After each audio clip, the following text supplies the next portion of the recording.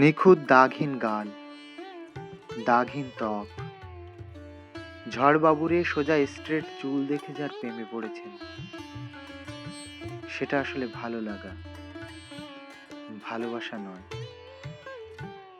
ভালোবাসা মানে তুমি কালোতেও সুন্দর, তুমি সাদা ফর্সাতেও সুন্দর, তুমি সাজলেও সুন্দর, না সাজলেও সুন্দর, তুমি হাসলেও সুন্দর, না হাসলেও সুন্দর, গালে ডিম্পল থাকলেও সুন্দর, না থাকলেও সুন্দর।